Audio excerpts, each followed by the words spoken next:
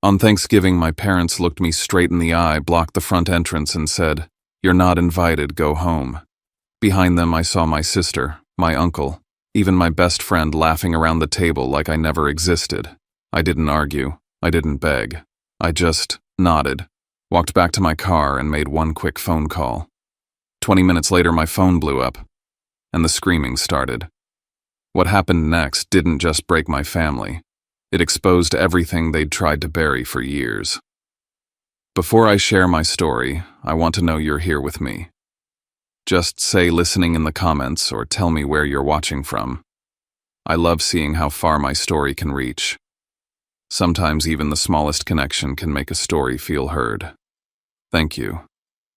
And now, here's my story. I'm James Holt, and if my story reaches you today, please consider subscribing. It helps this channel keep telling the kind of truths most families would do anything to hide. Growing up in the Holt family in Silverleaf, Scottsdale felt like living inside a glass house polished every hour of the day. Everything had to be perfect. My father, Dorian Holt, was the kind of man people stood up straighter around a walking symbol of power and generational money. My mother, Maris, didn't command a room through fear the way he did, but through image. Every detail mattered to her, from the way she folded napkins at dinner parties to the way her children were supposed to smile in public. And then there was my sister, Averly Harvard, polished Wharton-refined Holt Capital's future CEO before she even signed her first employment contract. And then there was me, James Holt, the one who liked storytelling more than spreadsheets, branding more than balance sheets, the one who never fit the family mold and never pretended I could. 8 months before this Thanksgiving night, I walked out of Holt Capital after a humiliating blowout argument with my father in front of senior partners. I'd spent years trying to prove my worth as director of client strategy, but it didn't matter. To him, marketing was a hobby, not a real industry, and I was the son who'd strayed too far from the family legacy. I left that day with nothing but dignity and a few boxes of my own things, and within a week I threw myself into building something that was fully mine. Holt Creative Agency, a small marketing firm in Tempe. My family saw it as betrayal. I saw it as breathing for the first time. Still, somewhere deep down, I kept a tiny sliver of hope that we could heal. Thanksgiving felt like the right moment to try, so I dressed the way my mother always approved: navy sweater, crisp shirt, and baked a chocolate bourbon pie the way my father liked it, even though he would never call it his favorite unless Averly made it. I picked out a bottle of wine from a client's vineyard, rehearsing possible conversations on the drive. Maybe tonight would be the start of something different. But that hope lasted only until I stepped onto the porch of the Silverleaf estate. I stood there holding my pie and the bottle of wine, heart pounding harder than it should have. My father opened the door, my mother just behind him, both blocking the entrance like I was a stranger selling something they didn't want. Their expressions were colder than the November air. My father didn't hesitate. "You're not invited. Go home." My mother followed with, "This isn't a night for you, James." For a moment I stood frozen. Then, through the narrow space between them, I saw the dining room, the warm lights, the perfectly set table, and Lysander Price, my best friend for a decade, sitting in my seat, laughing with my sister and my Uncle Rowan like he had always belonged there more than I ever did. None of them saw me. None of them knew how badly it cut. I didn't argue. I didn't beg. I didn't ask why. I simply nodded, turned around, walked down those stone steps, and placed my pie carefully on the passenger seat, as if it still mattered. When I started the car, I didn't drive away immediately. Instead, I made one decision, the one thing they never expected from me. I dialed a single number. Kieran Vance, a friend from college who now worked at the SEC. As soon as the call connected, everything began to change. I drove away from Silverleaf without a destination, letting instinct take the wheel until I ended up at Tempe Town Lake. I parked facing the water, watching the city lights ripple across the surface as I tried to steady my breathing. The humiliation at the front door still burned, but underneath it was something else. Something older. Old wounds, old questions, old truths I had ignored for far too long. Sitting in that quiet, I let my mind drift back to the months before I left Holt Capital. I remembered the long nights in the office as director of client strategy doing twice the work for half the credit. I remembered desperately wanting my father to see that my approach to business through branding storytelling connection had value. He never did. To him, numbers ruled all. And the only person who ever made me feel like I wasn't delusional for trying was Lysander, my best friend, my confidant, my supposed ally. Then came the night everything shifted. I was preparing a pitch deck for a massive client cross-checking data in the internal system long after most of the building had gone dark. That was when I found an offshore transaction buried in a folder I shouldn't have had access to, its designation marked restricted. At first I thought it was a mistake. I asked my father about it the next morning and he dismissed me with a single sentence. "You don't understand. This is grown-up business." But the next morning my access privileges had been revoked entirely. Overnight, the system logged me out of nearly every financial file. Someone wanted me blind, and the only person who suddenly wouldn't meet my eyes was Lysander, who told me quietly, "Let it go, man. It's not your lane." I didn't let it go. Instead, I confronted my father, and the shouting match that followed ended my time at Holt Capital. For months afterward, I tried to hold on to my affection for my family, believing they would see my worth someday. I poured myself into Holt Creative Agency, pushing through the early struggle until clients started knocking. I was proud of myself, even if my family pretended not to notice. But sitting in my car that night at Tempe Town Lake, I realized something I had conveniently forgotten. On the night I found those offshore transactions, I panicked. I didn't know what I was looking at, but something in me knew it wasn't right. So I copied the files onto an external hard drive without telling anyone. A just-in-case impulse. Then I hid the drive deep in my apartment and never touched it again. Until now. Until my family shut the door in my face. Until I saw Lysander sitting in my seat. Until I made that call to Kieran.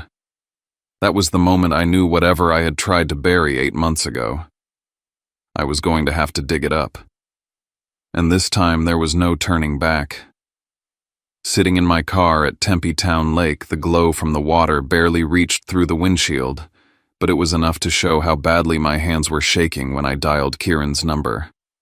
I hadn't spoken to him in months, and the moment he picked up, I heard the surprise in his voice when I whispered that I needed to see him. There was no small talk, no pretense. I told him plainly, almost breathless, that something was wrong and I needed help. He reminded me instantly of a night 3 months earlier when I rambled drunkenly about strange transactions I'd stumbled across at Holt Capital. He'd asked back then if I had kept any copies, and I had lied, telling him I deleted everything because I didn't want to create trouble. That lie dissolved the second I said the truth aloud tonight. I told him I did have a backup, and that I finally realized why my family had pushed me out so aggressively. Kieran didn't hesitate. He told me to meet him at the SEC office in Phoenix at 8 the next morning. Hearing his voice steady and factual made everything more real, like I'd crossed an invisible line just by making the call. But before I had time to process it, the moment I hung up, my phone lit up like it had caught fire. Dozens of messages flooded in at once, buzzing non-stop against my palm. The first notifications came from the Holt Capital internal system. I still had partial access to alerts showing the company's servers being frozen under federal order. The internal database was locked down. File transfers halted. It was the kind of disruption that sent shockwaves through an entire financial firm in seconds. Then came the personal messages. My father's voice erupted through my screen in all caps, asking what I had done. Averly followed with sharper words telling me to stop whatever I was doing because I was destroying everything Holt Capital had built. She added that Lysander was falling apart and that none of us would recover from this if I didn't pull back immediately. Then Lysander's messages appeared, soft, frantic pleading. He asked to meet. He said he never wanted anything to turn out this way. His tone was desperate, completely at odds with the image of him casually laughing in my seat just hours before. Each message from him made my stomach twist because every word felt like a performance meant for someone else's script, not for the friend he used to be. But the message that froze me wasn't from any of them. It was from my cousin Nora. She wrote that right after I was turned away at the front door, Uncle Rowan got up from the table and left without a word, his face pale and tight. She warned me that something had been wrong inside the family for a long time, that the fear hanging over that dinner wasn't because of me, it was because they knew something was coming. They just didn't expect it to be me who triggered it. For the first time that night, I understood that the rejection at the door was not spontaneous or emotional. It was strategic, calculated. And the conflict between me and my family didn't start tonight. It started long before I realized I'd been pulled into it. Whatever this was, I wasn't stepping into a fight. I had been living inside one for months without even knowing it. I drove home from the lake in silence, replaying the messages again and again until they no longer sounded like words from people I knew. When I walked into my apartment, the quiet felt heavier than usual, almost like it was waiting for me to decide what came next. The biggest question circling my mind wasn't about Holt Capital. It was about my family. Why did they seem more afraid of me asking questions than of any actual investigation? Why did the idea of me knowing the truth terrify them enough to shut me out completely? I went straight to the hidden compartment in my bookshelf and pulled out the external drive I'd shoved there 8 months ago. Back then, I didn't understand what I had found, only that it felt wrong and that I might need it someday. Tonight was that day. I plugged it into my laptop, and as the files opened, a strange calm settled over me. I knew that by reading what was inside, I was choosing a path I couldn't undo. Once I saw it, I wouldn't be able to unsee it. The first documents were spreadsheets showing offshore transactions tied to major clients Holt Capital managed. At first glance, they looked normal, structured, tidy. But the deeper I looked, the more the numbers unraveled. Funds moved through multiple shell entities with no clear purpose. Large withdrawals were disguised as adjustments. Entire sections of transactions were marked for restricted viewing, yet somehow my account had logged them. Then I found the internal emails that should have been deleted from the company servers. Discussions about shifting performance reports, elevating returns on paper, and fabricating explanations for clients who questioned sudden changes. Then I found something with my name on it. Transactions listing me as a secondary approver on multi-million-dollar transfers. Digital signatures attached to my account. Authentication tokens that should have required my explicit involvement. But I had never seen these transactions before tonight. Someone had used my identity. Someone had positioned me within the scheme without my knowledge. My chest tightened as I clicked deeper. There were emails between my father and Averly discussing how to manage me. They wrote about restricting my access, steering me away from certain accounts, and monitoring any questions I asked. Reading my sister's words felt like reading a stranger's commentary on my life. She wrote that I was becoming unreliable, that I needed to be redirected, handled, watched. Then I opened another folder. This one held private emails between Averly and Lysander. I had braced myself for many things that night, but not this. They were together. They had been together for months, and they talked casually about how my sentimental attachment to Lysander made manipulating me easier. They discussed transferring my client relationships to him and how he could step into my position at Holt Capital with minimal disruption. It was like someone had taken my entire life, scraped away every piece of stability, and repurposed it to build a future that didn't include me at all. I kept digging, needing to see everything. I found a document outlining a succession plan that positioned Lysander as my replacement, complete with client lists that once belonged to me. Then a video file caught my eye. I opened it to find security footage from the office. The grainy clip showed Lysander entering my workspace late at night, plugging a drive into my computer, copying files, and leaving without turning on the lights. Watching him move through my office with such familiarity made my stomach drop. He hadn't just betrayed me. He had studied me, outmaneuvered me. At the bottom of the folder was a final document written in stiff clinical language. It said that if I continued asking questions or attempting to access restricted files, action must be taken before exposure becomes a threat. The meaning wasn't spelled out, but it didn't need to be. They were prepared to eliminate me from the equation long before tonight's scene at the door. By the time I closed my laptop, the room felt colder. This wasn't about a disagreement or a family argument spiraling out of control. It was about power. It was about control. It was about a system my family had been building in the shadows for years, one they couldn't risk me uncovering. And now that I had everything suddenly made sense. The rejection, the distance, the surveillance, the sudden shift in how everyone treated me. I realized something else too. Tonight wasn't the beginning of my downfall, it was the beginning of theirs. My phone kept ringing long after the house lights at Silverleaf faded from my rearview mirror. Call after call, notification after notification. Dozens of missed calls from my parents and Averly stacked over each other, each one carrying more urgency than the last. Messages from Lysander appeared too begging to meet, privately claiming he needed to explain. I ignored every one of them. I couldn't talk to any of them until I understood the scope of what I'd uncovered. I turned back to the files on my laptop and opened the folder labeled Trust Fund 2019-2023. I had never imagined this was something I needed to investigate. My grandparents created that fund for me when I was a child, and it was supposed to be locked until I turned 35. But the documents on the screen showed withdrawals, large ones, taken repeatedly over the last 2 years. My name appeared as the authorizing signature, digitally verified, but I knew instantly that none of those signatures were mine. Someone inside the family had forged my approval. Then I opened an email chain between my father and Averly.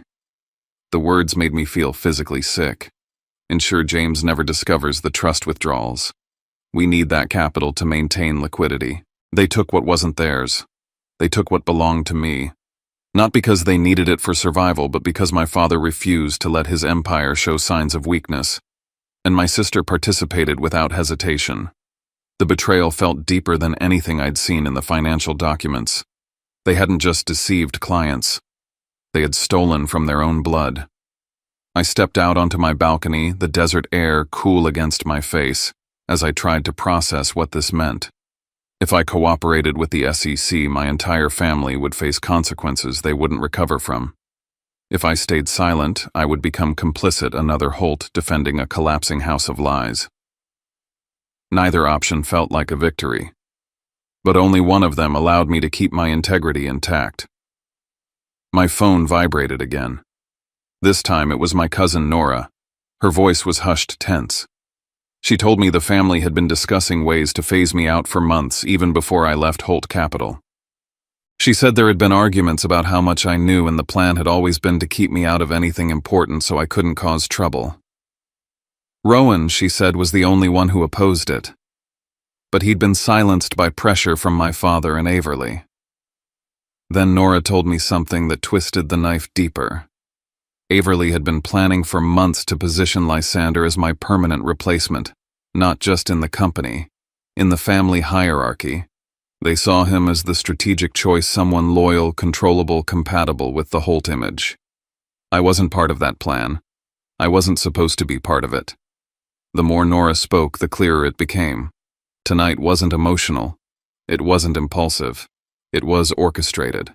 A clean removal. They needed me completely out of the way before someone else asked the same questions I had. Before we hung up, Nora delivered one last warning. She said someone in the family was going to reach out to me tomorrow morning with a proposition, something designed to tie me legally to the fraudulent accounts so that I couldn't testify without incriminating myself. She told me not to trust anyone. Minutes after I ended the call with her, an anonymous email hit my inbox. Do not trust anyone in the family. Tomorrow they will try to trap you into shared liability. There was no signature, no traceable address.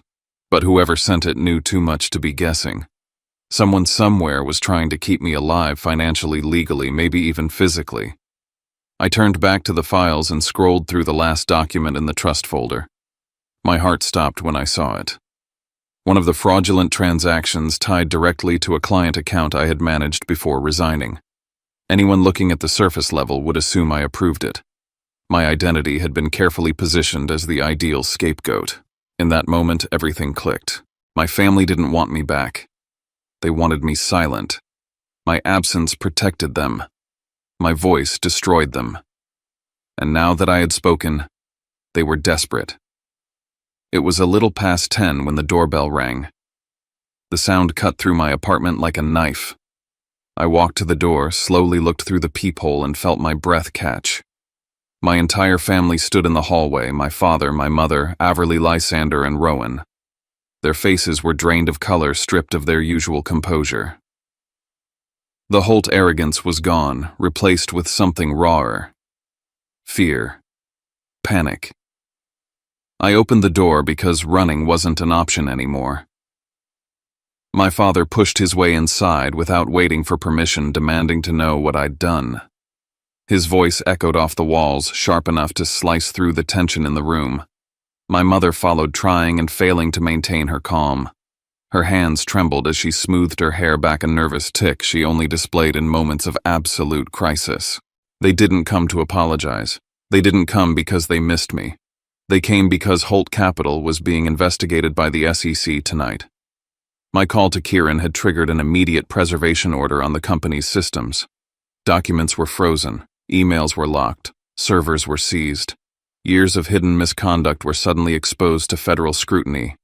Everly rounded on me, first accusing me of selfishness and betrayal.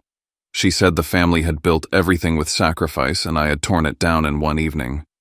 Lysander stood beside her like a shadow, his eyes fixed on the floor, unable to look at me. My father cut through the noise with a single offer. If I retracted everything, if I contacted the SEC and said this was all a misunderstanding, they would handle the trust fund problem and let it go. It was the closest he had ever come to admitting wrongdoing. He didn't even try to deny they took my money. He simply framed it as leverage. I turned to Lysander because a part of me still needed an answer. I asked him why he had done it, why he had betrayed me so completely. He broke then, crying in a way that felt rehearsed, softened by guilt, but shaped by the need to appear sympathetic. He said he loved Everly. He said the family pressured him. He said he didn't know how to stop once he agreed to help. His words didn't bring relief. They brought clarity. He had chosen them every step of the way. He had chosen the power, the position, the proximity to the Holt name. Our friendship had been useful to him until the moment it wasn't. Then something unexpected happened. Rowan stepped forward, his voice firm for the first time in years. He told my father and sister that I had evidence that the SEC had been preparing for this investigation long before I called. He told them they were wrong if they thought intimidation or manipulation could fix what had already been set in motion. It was the first time anyone in the family had stood on my side, and the room shifted instantly. The argument exploded. My father blamed Everly for mishandling the accounts. Everly blamed him for ignoring her warnings. Lysander blamed both of them for dragging him into the mess. My mother begged them all to stop, but her voice was drowned out. Their empire was collapsing one accusation at a time, and there was no order left to protect them. Then in the middle of the chaos, my father turned on me with a fury I had never seen before. He told me I was no longer a Holt, that by involving the SEC I had severed every tie. His words were meant to break me, but they didn't. They clarified everything. I looked him in the eye and told him the truth he refused to hear. I hadn't belonged to the Holt family from the moment he closed that door in my face earlier that night. When they finally walked out of my apartment, the silence they left behind wasn't peace. It was the beginning of something much larger, a war they had created, and one I was finally ready to finish. The morning after the confrontation at my apartment came far too quickly. I had slept no more than 3 hours, slipping in and out of shallow dreams that felt more like warnings than rest. When my alarm rang at 6, I got up, immediately gathered every file, every printed email, every drive, and placed them neatly into a secured folder. I knew exactly what I was walking into, and there was a strange clarity in accepting that doing the right thing would cost me something I couldn't predict. I arrived at the SEC office in Phoenix just before 8. Kieran met me in a private room, his expression grave but steady. I handed over everything. Then I told him everything from the night I found the offshore transfers to the locked accounts to the Thanksgiving door slammed in my face. He didn't interrupt once.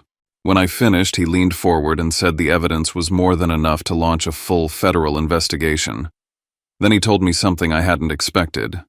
The SEC had been monitoring Holt Capital for 6 months, suspecting irregularities but unable to prove anything without inside support. They needed someone on the inside who knew what the system looked like from the family's perspective. I wasn't just reporting wrongdoing. I had become a key witness. Things began moving fast. By mid-morning, the SEC issued a freeze order on every Holt Capital corporate account. Executives were summoned for urgent questioning. IT servers were secured before anyone could alter data. Meanwhile, Holt Capital's legal team called me repeatedly offering to clarify misunderstandings, but I declined every call.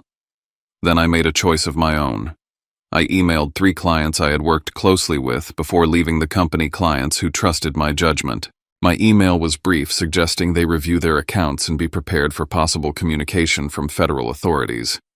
I didn't tell them the details, but they understood enough. Word spread faster inside the firm than any official announcement could. By noon, panic had settled into every corner of Holt Capital.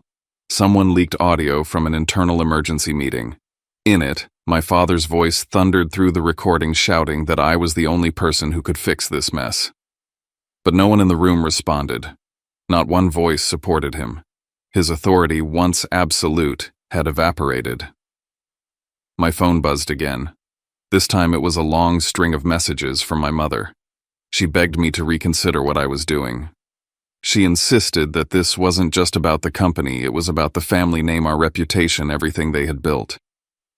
Her words weren't about truth. They were about image. And for the first time I felt the full weight of how little she understood me. Later that afternoon, Averly emailed me directly. The tone was unlike anything she had written before. She admitted she had made mistakes, that she had been pushed into decisions she didn't fully support. She said she never wanted things to reach this point. But she also didn't say who had pressured her, or how much she had contributed willingly. It was a confession without responsibility, and it left me questioning what she hoped to gain by telling me now. By early evening, news outlets across Phoenix and Scottsdale released statements confirming that Holt Capital was under federal investigation. Headlines exploded across screens dissecting the fall of a prestigious financial empire. Photos of my father and sister appeared everywhere. Reports speculated on fraud, misconduct, and internal conflict. Just when I thought the day couldn't unravel further, Kieran called again. His voice was steady but weighted. He told me my father had admitted to orchestrating financial manipulation for at least 5 years. But instead of owning the entirety of it, he claimed I had played a role. He was trying to fold me into the narrative as part of his defense. That moment clarified everything. My father's last move wasn't an act of desperation, it was an attack. And if I didn't push forward to the end, he would bury me along with the truth. There was no turning back now. The next morning, I made my final decision. I submitted additional testimony to the SEC, accompanied by full digital evidence confirming that I had never signed the transactions attached to my name. I included screen recordings, timestamp logs, and authentication discrepancies proving the signatures had been forged. This was the last step to protect myself before the legal storm reached its peak. When the first federal hearing took place, I stood before the panel and walked them through each detail: how I discovered the anomalies, how my access was revoked, how my name was used without consent. Lysander testified after me, but his statements faltered under the weight of the documents I had already provided. His answers contradicted the emails he'd written. His demeanor cracked under scrutiny. Averly's turn came next. She avoided my eyes the entire time. Her voice shook. She answered questions, carefully distancing herself from the decisions she once participated in. My father sat rigid beside her, arms crossed, his jaw clenched. He tried to maintain his image as the unshakable patriarch, but even from across the room I could see the tremor in his hands. The investigations progressed quickly. The first findings showed that the unauthorized withdrawals from my trust fund originated from internal credentials only my father and Averly possessed. The evidence undercut their attempts to implicate me. They shifted from offense to defense in an instant. Weeks later, federal investigators uncovered 2 additional board members involved in the long-running fraud. Suddenly, Holt Capital's corruption was no longer a family scandal, it was a systemic collapse involving senior leadership. I realized my father had not been operating alone. The rot ran far deeper than I had imagined. The family began to unravel. My father was placed under house arrest as a precaution against flight risk. Averly resigned, packed her things, and quietly left Arizona for treatment someplace out of state. My mother retreated to Sedona, shielding herself from the public eye, unable to cope with the shattering of the Holt image. Meanwhile, my life moved forward in ways I hadn't expected. Holt Creative Agency flourished. Clients appreciated my transparency and integrity after the scandal, and business grew faster than I could have imagined. Then I received an unexpected offer from Holt Capital's restructuring committee, an invitation to serve on the new oversight board, helping rebuild the company with a foundation rooted in ethical practice. Accepting the position felt symbolic, like reclaiming a piece of myself that had been denied for years. Nearly a year later, as autumn returned to the desert, I received a handwritten letter from Everly. In it, she confessed that the family had been forced into impossible decisions during a financial crisis in 2019. My father demanded loyalty above all else, insisting that sacrifices had to be made to maintain the Holt empire. She wrote that she regretted her part in what happened and didn't expect forgiveness, only understanding. Her words didn't erase the damage, but they illuminated the fear and pressure she'd lived under. That Thanksgiving, I hosted my own dinner at the townhouse I had purchased in Tempe. There was no polished silverware, no rehearsed speeches, no pretentious menu, just warmth, just sincerity. I invited Kieran, Nora, Rowan, and a few trusted colleagues who had supported me during the worst days. As we ate, I realized that for the first time in my life, I was surrounded by a family I had chosen, not one I had been obligated to belong to. After dinner, while helping clear the table, Rowan approached me quietly. He told me the new board at Holt Capital wanted me to take a larger voting role, someone they believed represented the values the company needed to rebuild. He looked me in the eyes and said, "James, sometimes things have to fall apart so you can rebuild them the right way." In that moment, I understood something profound. My journey with the Holt family wasn't ending. It was transforming. And for the first time, I was the one defining what came next. What struck me most in the months that followed wasn't the fall of Holt Capital, or the headlines, or the courtroom tension. It was the quiet moments. The mornings when I woke without dread. The nights when I didn't second-guess every breath. The realization that peace doesn't come when everything is finally fixed. It comes when you finally decide to stop carrying what was never yours to hold. For years, I thought loyalty meant endurance. That family meant obligation. That love required silence. But standing here now, 1 year later, with my own life built on my own terms, I finally understand that none of that was true. Loyalty without truth is just fear dressed as devotion.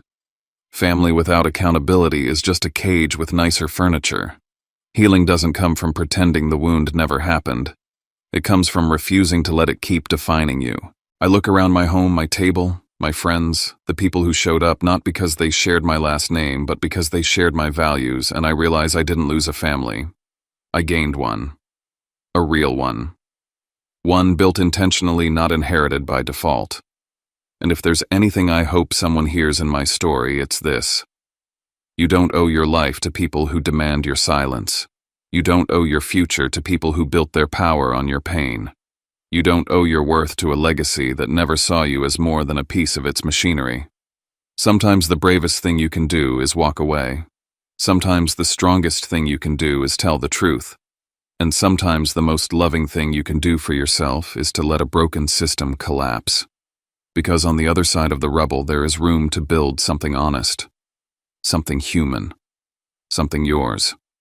If you've ever felt pushed aside, dismissed, or silenced by the people who were supposed to protect you, I hope my story reminds you that walking away isn't betrayal, it's survival. And rebuilding isn't revenge, it's liberation. Before you go, I'd love to know something. Did any part of my story resonate with you? Have you lived through a fracture that forced you to choose yourself? Share your thoughts in the comments. I read every one of them, and it means more than you know to feel that someone out there understands. And if you'd like to hear more stories like mine, stories about truth, resilience, and rebuilding from the ashes, please consider subscribing. It helps this channel grow, and it helps me keep telling the kinds of stories so many families try to bury. Thank you for listening. Thank you for being here. And wherever you are, I hope you find the strength to choose yourself, even when it feels like the world is asking you not to.